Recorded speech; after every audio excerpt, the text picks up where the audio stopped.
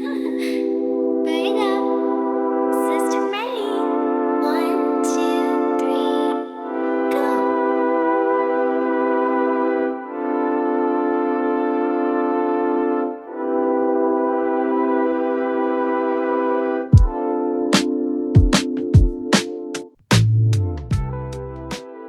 No i Valve wreszcie wypuściło Steam Machine. Niestety za 4,5 koła. A ja do tego nie załapałem się na swoją kolejkę. Dlatego zbudowałem własny Steam Machine. Za mniej, dużo szybsze, z części z AliExpress. Pociągnie wszystkie gierki w 60 FPS-ach i 4K, tak jak obiecywali. Cześć, siemka, tu Ultrox i jeśli widzisz mnie pierwszy raz, to robię tutaj jedną rzecz. Chcę Ci pokazać, jak nie dać się wyrypać, nie dać się okraść przy składaniu peceta, jak znaleźć fajną technologię za mniej, co fajnego można kupić na AliExpress i jakie są warte uwagi nowe sprzęty z branży technologicznej. Po cebuli, bez ściemy, z części, z których youtuberzy raczej boją się tykać, bo nie mają w nazwie Asusa czy Samsunga. A skoro już mowa o innych tech youtuberach, to pewnie widziałeś już z 5 filmów o Steam Machine. Każdy z nich pokazuje wielkiego peceta jak mała lodówka, bo musi się tam zmieścić Lian Li czy RTX o długości twojego przedramienia. Ja ci zrobię to inaczej w obudowie wielkości pudełka po butach. Steam Machine jakby cudowny, niestety jest zaprojektowany pod małe gierki. W mojej opinii ma być po prostu uzupełnieniem reszty sprzętów, które już masz w domu. Grasz se w podróży na Steam Decku, wracasz do domu i na tym samym cloud save'ie kontynuujesz grę na telewizorze. Kocham gierki indie, ale kocham też piękną grafikę i te wielkie, epickie tytuły. Cyberpunk, Red Dead, Wukong, Elden Ring. Świetne to były gry, nie zapomnę ich nigdy. I właśnie w te tytuły Steam Machine od Valve nie pociągnie tak, jak ty byś chciał. Nie w 4K, nie na twoim nowym OLEDzie, który kupiłeś dla żony do Netflixa. Więc budujemy dzisiaj najzajebistsze gówno, na którym będziesz se grał we wszystko, co lubisz, z dupą wywaloną na kanapie, a do tego połowa po taniości od Chińczyka z Alika. To ma być maszynka, nie zabawka. Mała, bo może cię najdzie zabrać ją do plecaka na weekendu teściowej, więc najważniejsza jest obudowa. Nie procesor, nie karta, nie płyta główna, bo wiadomo, ta będzie ITX. Obudowa określi nam wszystko, co zmieści się do środka. Jaka długa karta graficzna, jaki procesor i tak dalej. Więc jeśli pójdziesz teraz na YouTube, wpiszesz mini ITX build, to każdy jeden banan ma tę samą obudowę. Fractal Terra za 600, Jones Bo za 700, albo Formd super obudowa, ale 1000 zł. Wszystko pięknie, ale to przecież jest po prostu kawałek czarnej blachy, więc według mnie dla buildu, który ma stać pod telewizorem, pewnie zostać tam do końca świata, to po prostu nie ma sensu. To pana, to mordo! Metalfish T40, czyli obudowa, o której nie usłyszysz na żadnym polskim filmie i pewnie też mało gdzie na zachodzie, bo żaden tech youtuber nie zamawia z AliExpress, bo to jest nieprestiżowe. Wymiary ma jak konsola, 7 litrów. Czyli niewiele więcej niż Steam Machine. Jakość blachy lepsza niż w niejednej 600 złotówce i najważniejsze chłodzenie o wysokości 67 mm. Do tego karta graficzna 200 mm. Po prostu nigdzie czegoś takiego nie znajdziesz. I co najważniejsze, kosztuje 250 zł. Oczywiście na AliExpress, a jeśli pokombinujecie dobrze z kuponami, to może i taniej. I naprawdę to jest najlepszy stosunek wymiarów do możliwości, jaki w ogóle znalazłem na rynku. Jedyne, co tu mi się nie podoba, to są sterczące śrubki, no ale cóż, coś za coś, dziewczyny i chłopaki. No dobra, więc mamy obudowę małą jak cycki twojej siostry, blacha porządna, ma 215 mm na kartę. Teraz powiedz mi, kiedy ostatnio widziałeś taką kartę graficzną w sklepie? No nie ma ich po prostu. Jak wchodzisz na Morele, XCOM czy CNEO, odpalasz filtry, to każdy RTX 5070, najkrótszy egzemplarz, to 280 mm. No więc mamy Radeona 9000, a Power Color zrobił coś, czego jakoś nikt inny nie chce robić. Power Color Reaper RX 9060 XT, wersja 16 GB VRAM, 200 mm długości, dwuwentylatorowa, dwuslotowa, czyli mieści się idealnie. Jest też Asus podobnej długości, ale niestety ma 2,5 slota i tutaj nie wchodzi. Większość kart do 4K ma po prostu wyglądać jak statek kosmiczny, żeby było widać, że jest moc. Więc każdy wiatraczek światełko daje przecież 10 kurwa do siły. Mój Steam Machine ma naturalnie chodzić na SteamOS, więc będziemy musieli korzystać z karty AMD z racji sterowników Mesa, które są wbudowane w system. Na RTX-y niestety musimy się bardzo nakombinować, więc AMD for life. No dobra, ale teraz uczciwie, to nie jest karta dla wszystkich, bo 1800 za GPU w buildzie, który miał być budżetowy, to jest konkret, więc jeśli masz mniejszy portfel, to jest na szczęście starszy brat. Jest to Power Color Reaper RX 6600, tak samo ma 200 mm, tak samo dwuslotowa, pasuje do tej samej obudowy. Wydajność, tak w okolicy 3060, czyli w 1440 z FSR-em podciągniesz wszystko co Steam Machine od Valve, tylko trochę szybciej. A kupisz sobie tą kartę za 500 na OLX-ie. Więc mamy już naszych dwóch bohaterów, a resztę rzeczy wybierzemy trochę po cebuli, byle tanio i sprawnie. Ja płytę główną wybrałem od ASRock'a A520M w formacie ITX na AM4 za 300 na Allegro lokalnie. Używana, ale działająca jak nowa, bo płyty główne to akurat się nie psują i chyba, że ktoś zaleje browarem. Więc jedziemy za M4, pamięci bardzo drogie są, więc będziemy korzystać z DDR4, więc będziemy też mogli wybrać tańszy procesor. I ja tutaj wybrałem Ryzena 5 5600 na OLX-ie 350 zł. Ja mam 5600X, ale kosztował tyle samo jakiś czas temu. Ma 6 rdzeni, 12 wątków i to gier w 26 roku to jest kompletnie wystarczające, bo jeszcze raz, procesor w gamingu mało robi, bo GPU i tak wszystko ciągnie za niego. Mój dysk to Crucial E100, 1 TB. Miałem go już wcześniej, więc nic mnie nie kosztował. Myślę, że spokojnie wystarczyłoby 500 GB, a takiej wielkości dyski na Allegro możecie kupić za około 200 zł. Jeśli chcecie z Alika, to sprawdzone dyski to Cusu albo Ranciana. 16 GB pamięci DDR4 od Kingston. I tu mam dla Ciebie smutną wiadomość. Ja kupiłem je 2 lata temu za 150 zł. Dziś te same kości chodzą po 500-600 zł. Ale myślę, że i tak warto w porównaniu do DDR-ów 5.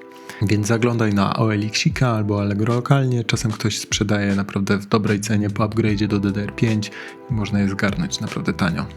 Drugi zajebisty komponent z Ali, czyli chłodzenie od ID Cooling IS67. Chłodzenie procesora na 67 mm, czyli tyle, ile dokładnie mamy limit w tej obudowie. Ma 6 heatpipe'ów, jeden wentylatorek 120 mm i naprawdę świetnie chłodzi Ryzena 5600, nawet pod obciążeniem.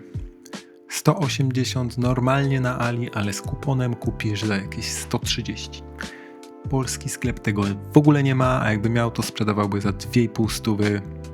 Naprawdę polecam. ID Cooling to jest chińska marka, która od 5 lat pcha się w segment Noctua Killer i nawet czasem im się to udaje. Niestety, ale za zasilacz SFX płacimy niestety ITX Tax. Można na szczęście coś dobrego ustrzelić. Ja kupiłem Chiefteka 550W na OLX za 200 zł. Spokojnie wystarczy, bo cały build pod obciążeniem zjada góra 350W. Więc jeśli nie masz dostępu do używanego, mogę polecić Fortrona 450W SFX za 250 zł nowego w polskim sklepie. Metal Fish to jest obudowa typu sandwich i w zestawie dołączony jest Razer PCI Express 4, więc musimy go sobie najpierw zapiąć, tak żeby karta graficzna była z drugiej strony. Dopasowujemy kartę, zakręcamy naszą kanapkę i jebiemy, czy będzie ładnie w środku, bo i tak przecież tego nie zobaczysz, ale myślę, że wygląda całkiem spoko. Super mała kosteczka pod TV, z czarnej blachy, nie świeci tu żadne RGB, więc żona nawet może pomyśleć, że to jest nowy router. I teraz szybki kalkulatorek, cebulatorek. Obudowa Metal Fish 250 zł, karta graficzna Power Color 9060 XT 1800, płyta główna ASRock B520 za 300, Ryzen 5600 350 zł, 16 GB pamięci DDR4 za 600, dysk twardy 250 zł, zasilacz SFX 200, chłodzenie ID Cooling 130, co daje nam razem 3880 zł. W wersji budżetowej, jeśli zmienisz kartę na RX 6600 za te 500, to wychodzi 2600 zł. A jeśli masz pamięć DDR4 z poprzedniego peceta, to wpadasz w okolice 2000 i to już się naprawdę niezła opcja robi. Założyłem dopiero ten kanał, więc będę bardzo wdzięczny, jeśli klikniesz lajka, suba i skomentujesz, bo mam nadzieję robić tutaj więcej buildów i pokazywać różne fajne rzeczy, nie tylko z AliExpress. I komputerek nam już działa i działa nam całkiem cicho, ale ja niestety mam PTSD w kwestii wentylatorów, więc cisza musi być totalna. Tak samo jak Steam Machine. Producenci niestety oszukują nas przy sprzęcie, jeśli chodzi o hałas, zostawiając bardzo duże power limity. Można to wszystko bardzo łatwo wyciszyć tak naprawdę jednym kliknięciem. Mamy 3 3 potrzebne rzeczy, czyli Power Limit, Undervolting karty graficznej, może Eco Mode procesora i do tego krzywą wentylatorów. Wyciszenie zaczniemy sobie od Undervoltingu karty graficznej. Lakt to jest darmowa aplikacja do kontroli kart AMD na Linuxie, którą instalujesz przez Discovery w trybie desktopowym, otwierasz, aktywujesz overclocking, po restarcie zjeżdżasz z power limitem o 20% z domyślnych 160 W do 120-125. Do tego suwaczek undervoltingu zmniejszamy o jakieś 70-60 mV i nasza karta graficzna jest już dużo cichsza. I tu jest haczyk, którego AMD Ci nie powie. Power Color, jak każda karta tej klasy, jest dostarczany z power limitem ustawionym z dużym zapasem i ten zapas pojawia się na ostatnich 5% wydajności. Więc jeśli zjeżdżasz ze 160 do 120, to może tracisz 2-3 klatki, a wentylator zwalnia z 70% na 45%. Karta szepcze zamiast krzyczeć. Drugim punktem jest oczywiście krzywa wentylatorów. I zasada ta jest prosta. Trzymamy stałe obroty tak długo, jak to tylko możliwe, ignorując wszystko, co nie jest po prostu faktycznym, trwałym obciążeniem. Ja ustawiam tutaj pierwszy punkt na 30 stopni i daję 35% obciążenia. Drugi punkt to 55 stopni. Tutaj dalej trzymam 35% wentylatora. Temperatura rośnie przy trzecim punkcie na 70 stopni i tutaj mamy 45%. Czwarty punkt 78 stopni i 63% wentylatora i ostatni punkt krytyczny, kiedy wentylator kręci się na 100%, to jest dopiero 90 stopni. Dodajemy sobie do tego undervolting na procesorze i mamy elegancko. Teraz czas na przetestowanie tego wszystkiego w boju. Wszystkie testy z FSR-em, tak jak Valve wspominało, detale staram się dawać na najwyższe albo zoptymalizowane, czyli lekko ucięte od ultra. Rozdzielczości to jest 3K albo 4K. Ten testowy monitorek chodzi na maksymalnie 100 Hz i nie ma VRR-a. No i lecimy sobie od Red Dead 2.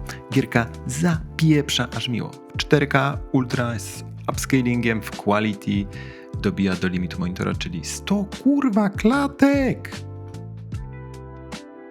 Kolejny mocny tytuł to Doom The Dark Ages. Jak widać mamy tutaj ponad 70 FPS na początku gry. Tutaj znów mamy 4K, czyli natywna rozdzielczość i gra aż cudownie chodzi. Oczywiście jest tutaj FSR 4 na quality i gra naprawdę świetnie chodzi.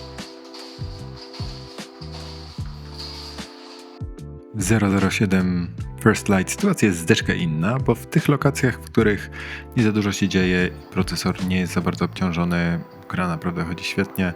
Mamy mało postaci, mało obiektów na ekranie, więc wtedy dobija do tych 100 klatek, ale jeżeli zacznie się coś więcej dziać, jest tam parę takich lokacji, w których naprawdę jest gęsto, troszkę nam spada, ale to dalej jest znakomity framerate.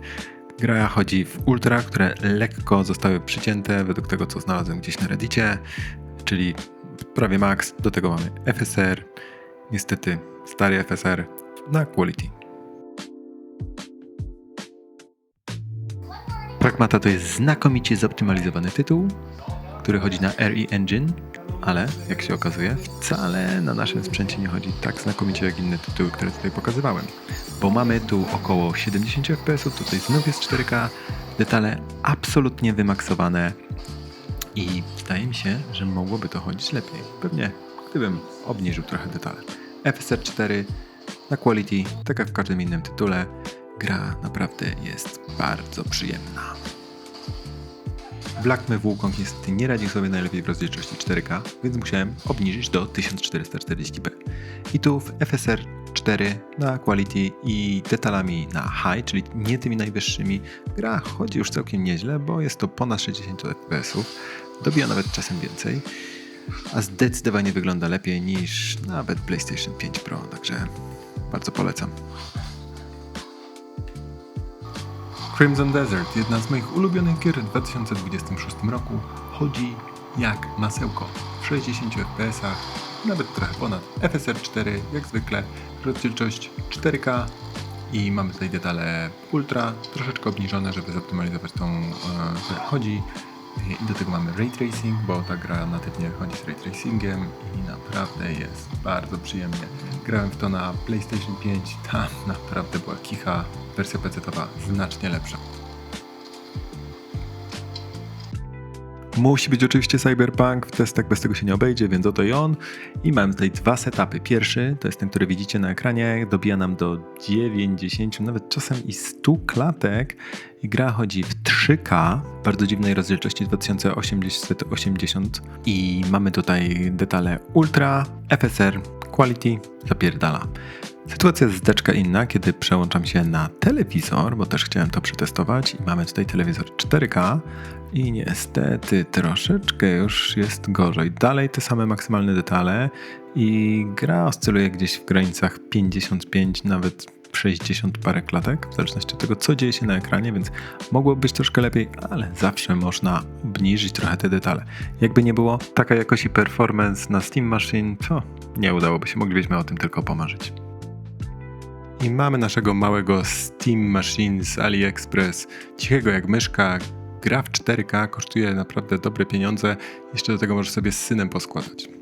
Jeśli dotarłeś do końca tego filmu, szczerze dziękuję. To mój pierwszy materiał, więc daj lajkę, jeśli Ci się podobało. Jeśli starej, napisz coś obraźliwego, zostaw merytoryczny komentarz. Jeśli masz pytanie albo widziałeś jakąś część, której nie ująłem, dodawaj. No i zostawiam Cię z tym małym catuszkiem. Trzymajcie się, mordziulki. Deep inside the silicone heart, a mega mainframe ready to start. Crunching numbers glowing so bright, my supercomputer lights up the night. So many gigabytes, so much fun. The cutest engine under the sun. So many gigabytes, so much fun. The cutest engine under the sun.